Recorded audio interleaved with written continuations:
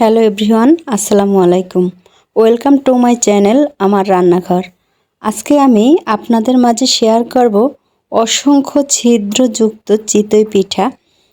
তো কিভাবে এটা বানালাম এবং এই শীতের সময়ে হাঁসের মাংস দিয়ে আমরা চিতই পিঠা খেলাম, তা একটু আপনাদের মাঝে শেয়ার করতে চাচ্ছি। প্রথমে আমি হাঁসের মাংসটিকে রান্না করব, সেজন্য আমি সব মশলাগুলি একসাথে নিয়ে তার ভিতরে তেল দিয়ে আমি এটাকে ভালোভাবে কষিয়ে নিলাম।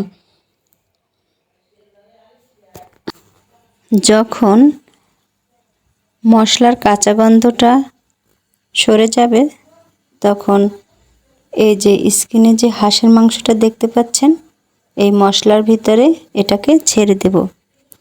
আর একটি কথা না বললেই নয়, এই হাঁসের মাংসটা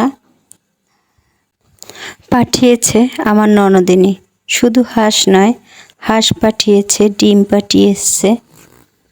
এটি তার নিজের হাতের পোষা হাঁস। যাই হোক, একটু সময় নিয়েই হাঁসের মাংসটা রান্না করলাম। যেমন দেখতে হয়েছে আলহামদুলিল্লাহ, খেতেও অনেক ভালো হয়েছে।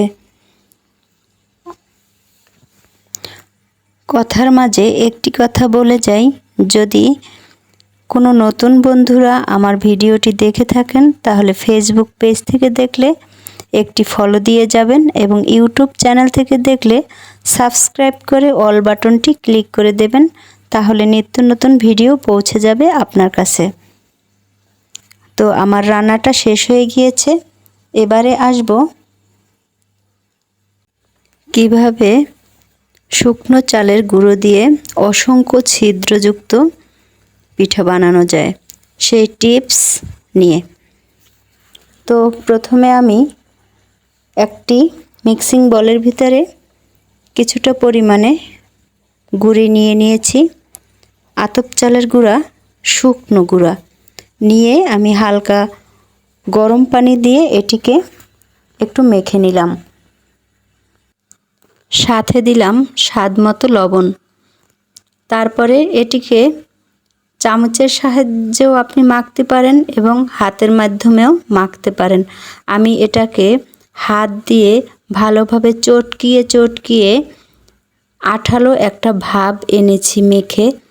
তারপরে এটাকে যতটুকু পানি লাগবে আমি সেই পানিটুকু দিয়ে এটাকে মিক্স করে নিলাম। তো আমার মিক্স করা হয়ে গিয়েছে। এখন এটাকে আমি রেখে দিলাম 10 মিনিটের জন্য এক সাইডে। তারপরে একটি সাজের মাধ্যমে আমি চিতই পিঠাগুলি ভেজে নিলাম।